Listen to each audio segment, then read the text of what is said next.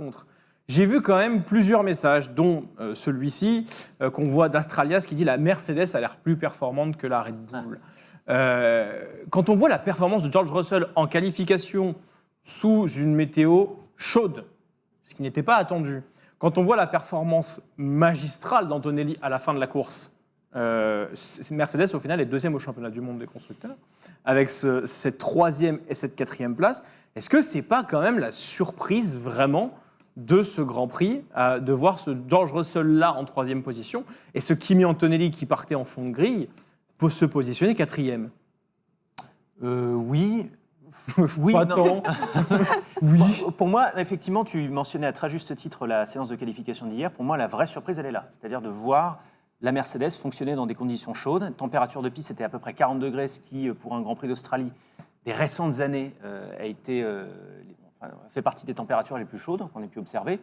Donc, rien que déjà cette bonne perf en qualif de George Russell, qui était clairement dans le coup, à hauteur de... qui était à peu près dans le même dixième de max, si je ne m'abuse, et pas si loin que ça des McLaren, ça c'est quand même une très très bonne nouvelle. Et le lendemain, George Russell pour moi a été dans la continuité de ce qu'il nous a montré en 2024, c'est-à-dire d'une solidité extrême.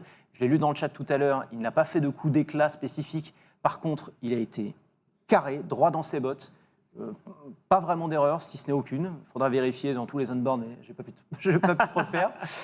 Et puis Antonelli, moi j'ai peu eu l'impression d'avoir eu affaire à un rookie. C'est-à-dire que c'est quelqu'un qui partait en fond de grille avec une voiture qui était supérieure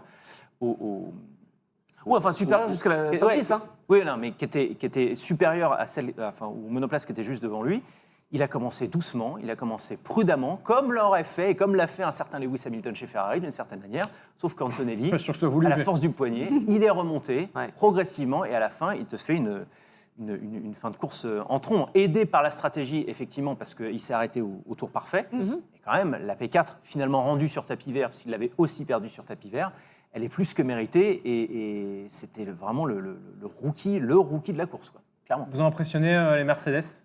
Oui. Pour moi, c'était un peu la Dodge Calidad, en fait, ce week-end. Non, mais c'est vrai. Je trouve que c'était discret, en tout cas pour Russell, mais c'était bien exécuté.